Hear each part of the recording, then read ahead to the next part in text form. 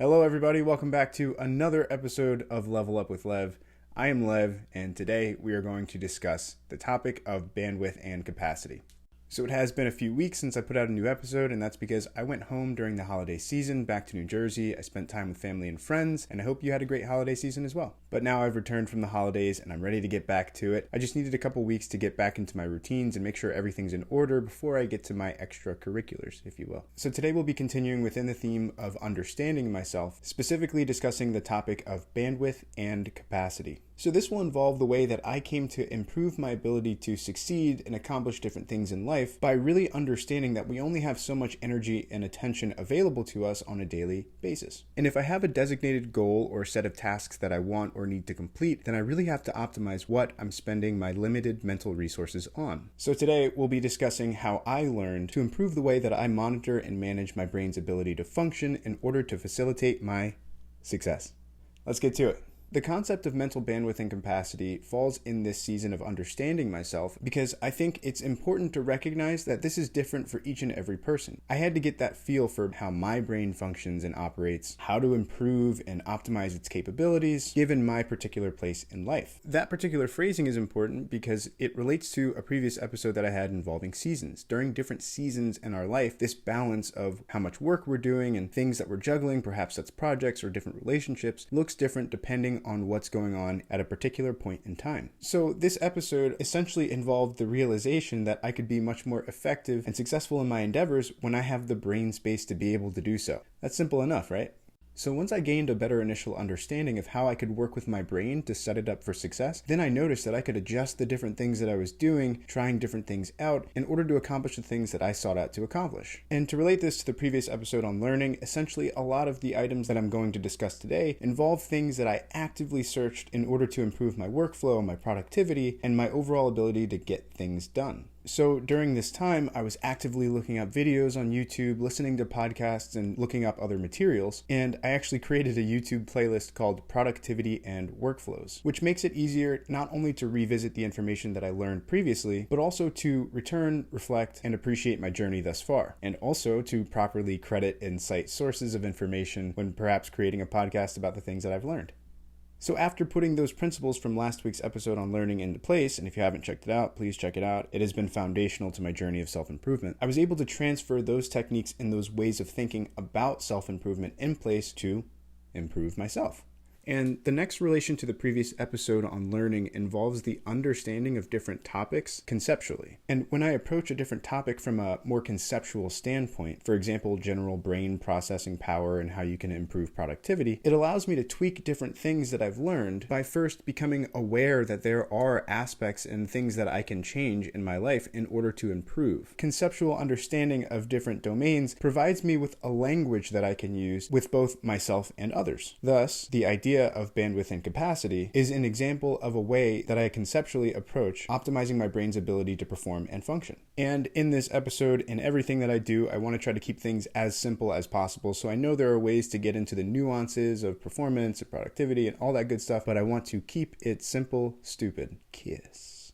So in the spirit of keeping things simple, let's go ahead and start with a working definition of mental bandwidth and capacity. So you may have heard the term mental bandwidth before. This concept is being used in a very similar manner when we think about internet connection or networks, which describe the rate of data transfer. So let's think of the rate of data transfer as simply the efficiency or the brain's ability to process information. Let's keep it very simple. We can only process and handle so much data at once, so many things that are going on at the same time, and so many things within one day. Now, if we wanted to nerd it out, we could really try to find a distinction between the words bandwidth and capacity, but I just don't think it's that necessary for today's episode. These words are often used interchangeably, so I don't want to confuse us by introducing different ways to think about things that are already in use. So we'll just see both of these terms as referring to the brain's ability to process and to perform, understanding that it's about both the brain's efficiency and amount of things that it can handle. And as you can probably imagine, these things are very interrelated. So what about the importance of this topic? Well, essentially, I know that I personally can only handle so many things at one time in one given day, We only have so much mental energy to deal with life each day. And if I'm going to do the things that I need to do, I would benefit greatly from being able to simplify what my brain needs to do and optimize its ability to do those things. And if we look at it this way, then there are essentially only two things that we can really do to improve brain function. We can either improve our capacity, or we can reduce the number of things that demand our bandwidth. As I mentioned previously, this conceptual understanding provides us a language to use when we're considering new ventures, projects, hobbies, relationships, and other things. This is especially valuable if you're a yes person, meaning that you tend to say yes or agree to do something when you're asked. And when we think about our bandwidth and capacity, we can simply assess, well, first, if we even want to do the thing in question, depending on the situation, but also whether or not you have the capacity to even do it. So if you don't have the resources, whether that's the time, the energy, or financial for that matter, it becomes a much simpler decision. You become more easily able to filter out certain requests or new activities as a no with tangible internal reasons as to why. And a side note, you don't actually have to give the reason why. I mean, that's more of a courtesy. You can simply politely decline, but you can feel free to give the reason if you'd like. Now, whether it's dealing with yourself internally or dealing with other people, this is a skill to develop, the ability to say no based on your bandwidth and your capacity. For me, when I really started to employ this skill, I noticed how much more I could get done and how much more effective I could be at the tasks that I set out to do.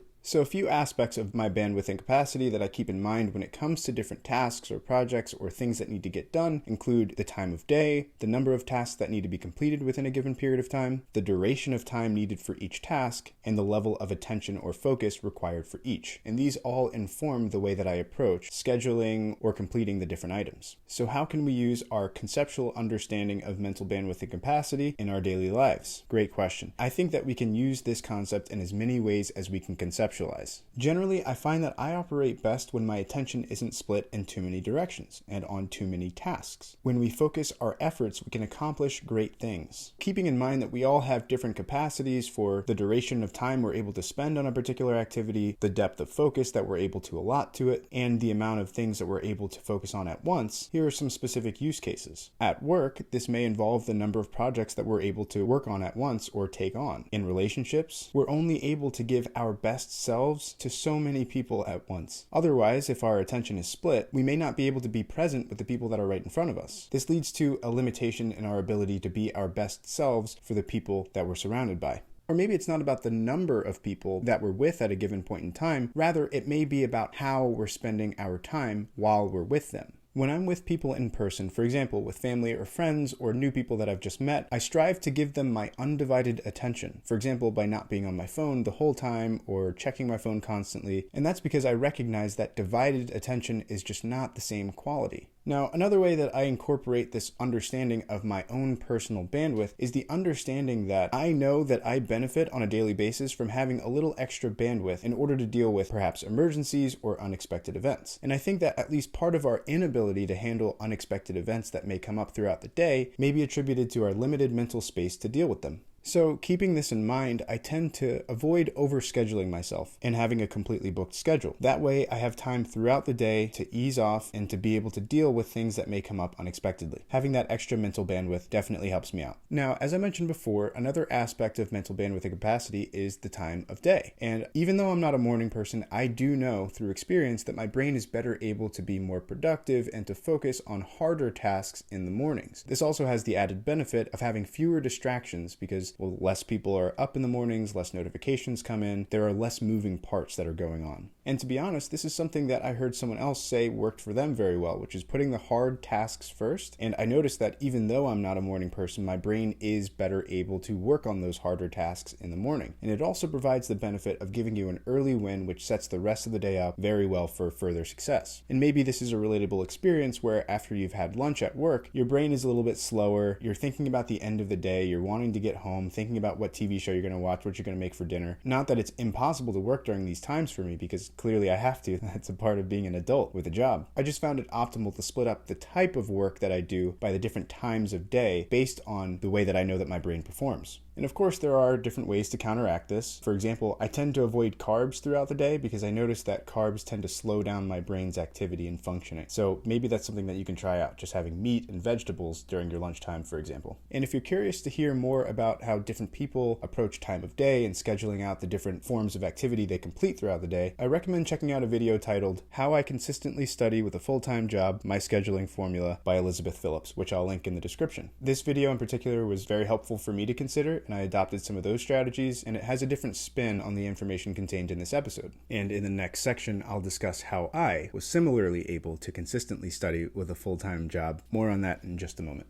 Okay, let's get down to the active ways that I incorporate this concept to improve the way that my brain operates and performs throughout the day. So I'm going to be sharing some of the tips and tricks that I've learned over the years. Okay, so before we dive into some of the more advanced protocols, let's start with one basic way to address each of the two ways that I mentioned earlier in this episode that we can improve our brain's bandwidth and capacity. First, let's start with improving our brain's capacity. We start with our very basics, which include getting an adequate amount of sleep, getting in consistent exercise, and having a proper diet. And I take these things very seriously. Actually consider them. The effects of these simple basics cannot be understated. Now, don't worry, I'm going to keep them brief, but I will briefly explain. Starting off with an adequate amount of sleep. Brain function and physical recovery are dramatically improved when we get an adequate amount of sleep and rest consistently. Now, this, of course, influences our daily ability to function. Number 2, physical exercise. Whether that means going for a 15 to 30 minute walk, going for a run, or going to the gym, physical exercise dramatically improves our brain's ability to function, and it extends our overall lifespan and longevity over time. So it's very, very important. And finally, a proper diet. Now, our diet has so many effects on our mental and physical health that I strongly urge you to consider and really consider what fuel you put into your body on a daily basis. So if you're curious to hear more about any of these three topics and more, I highly recommend an episode of the Huberman Lab podcast called Maximizing Productivity, Physical and Mental Health with Daily Tools, which again, I'll link in the description. And just a little note, Huberman's podcast episodes are a little long. This episode is 2 hours long, but they're all packed with great science-backed information. So check it out if you're interested. And as I mentioned, the second way that we can improve our brain's capacity and bandwidth is to reduce the number of things that demand our mental bandwidth. Now, this could include reducing the number of projects that you're working on at work or in your personal life. This can also include tailoring your daily or weekly schedules, whether that's work or personal, by starting with the things that you want or need to complete first, then filling in the gaps with extra things that may come up should you decide that you actually have the capacity to complete them. Now, this could also include limiting your interactions with things or projects or even people that may drain your mental capacity. But we'll talk more about that in next week's episode on influences. Now, naturally, this also involves minimizing distractions. And this conversation could go in a number of different directions, but since cell phones have become our most common source of distractions, I want to focus the discussion on them. So one tip that I've learned is to make your phone less interesting, and I actually picked this up from Alex Hormozi. This involves taking your phone and putting it on grayscale mode. So with this shortcut,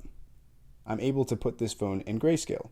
Now, I know that photo was a little bit of a silly example, but when you think about it, companies make phones more interesting through the use of color. So, for example, our notifications are often red, or they pop up. Yellow draws our attention in as well. So when you make the phone a little bit less interesting by reducing the number of things that draw our attention into it, I found it easier to stop mindlessly scrolling because the phone was just less interesting. And this was one thing that I just had to try out. So try it out. Let me know if it works for you. Now, perhaps more significantly and more effectively, I tend to leave my phone in a far-off distance away from my work desk. That way I have to actually physically get up to go get my phone. It increases the activation energy for me to do this bad habit because it kind of feels like I'm sneaking a cookie from a cookie jar. Now, note that this is an inversion of James Clear's law of least effort in his book Atomic Habits, which involves making it easier for you to do a good habit because we're more motivated to do what is easy rather than what is hard. So by making it harder to do a bad habit, checking my phone frequently while I'm supposed to be hard at work, I make it naturally easier for me to get done what needs to get done. To minimize distractions, I also employ the use of noise-canceling headphones. Now, this may be my AirPods or over-the-ear headphones, and this is particularly because I know that I can be easily distracted at times, and this is more relevant when I'm in the office or when I'm in public. Now, if I'm going to do deep work that really requires the use of my brain, I won't even listen to music because that does actually distract us. Even if we think it doesn't, it does because it splits our attention. In this case, I'll actually throw on white noise if I want to hear some something, or to further drown external sounds out. And my favorite white noise is the sound of rain. So now I'll explain what it looked like for me to improve my brain's capacity and bandwidth during one of the busiest points in my life when I was working a full-time job and also finishing up my master's thesis at the University of Connecticut. This section will be an example of adapting to a different circumstance or a different season in your life. This was a very busy season for me, in which I was working from 8 to 4 every single day, and then I'd have to come home and work for another 2 to 3 hours. As I mentioned before, my brain is best able to do really hard, focused, and productive work early in the mornings, but in this case, I didn't want to wake up at 3 a.m. every single day to write and then go to work. Basically, I needed to find a way to reset because I wasn't the biggest fan of naps. They tend to leave me more disoriented than feeling refreshed. So every day, I'd come home from work and I'd get some protein in my system. And again, not carbs because they tend to slow my brain down, which I found through experience. I would also get in some electrolytes, including sodium, potassium, and magnesium, because these are not only beneficial for physical performance and recovery, but also for mental performance. And after getting that good fuel in my system, I would go outside for a walk for about an hour and listen to a lecture on something that I was curious about, letting my mind explore different ideas and reset using what's known as the cathedral effect, where the open space outside, the higher ceilings, quote unquote, there was no ceiling because it was outside, similarly allows your brain to be more creative and open and to explore different ideas. And this provided the reset that I needed in order to get back to the work that I needed to complete. Then I'd top it all off by coming back inside and taking a cold shower, which was as close as I could get to taking a cold bath. And finally, my most treasured back pocket trick is listening to classical music. And this is primarily when I'm writing, so for my thesis or even for these episode scripts. Specifically, Bach's Mass in B minor has been in my Spotify Wrapped top 5 albums for 3 years in a row. So as you can imagine, this was a very mentally demanding period in my life. And as I mentioned before in the previous episode regarding seasons, this was the sustainable balance that I discovered through trial and error and learning different approaches in order to accomplish a particular goal during a very busy, intense season in my life. So I had my stable baseline foundation of a proper diet, adequate sleep, and getting in physical exercise, experimented with different techniques that I had learned, and found that to be the optimal routine for me on a daily basis in order to work a full-time job and complete my master's thesis. This provides a pretty stark contrast against my undergraduate experience when I didn't have a good understanding of what my capacity was. I took 4 19-credit semesters. Every single week I was working 20 to 25 hours. I simply didn't have the capacity to perform the way that I wanted to, and that showed through my grades and how other areas of my life didn't progress and develop the way that they could have if I had a better understanding of what my capacity truly was at the time. With that, I hope I've adequately conveyed how important it's been for me to understand my personal mental bandwidth and capacity. To recap, there are 2 main ways that I optimize my brain's ability to perform and function on a daily basis. One is by increasing its capacity to work, or by improving my brain's efficiency through the use of the tips that I've mentioned in today's episode, and 2, by reducing the number of items that take up my bandwidth. It all boils down to the amount of energy and attention that we're able to allot, given the constraints of time and the number of things that require our attention on a daily basis. All of that in relation to the goals that we have set. When we narrow these channels, we become much more able to accomplish the tasks that we set out to accomplish, and therefore to reach our ultimate goals. So with that, I'll leave you for today. Thank you for listening to today's episode. If you liked it, give a like down below, subscribe if you haven't, and I'll talk to you in next week's episode on influences.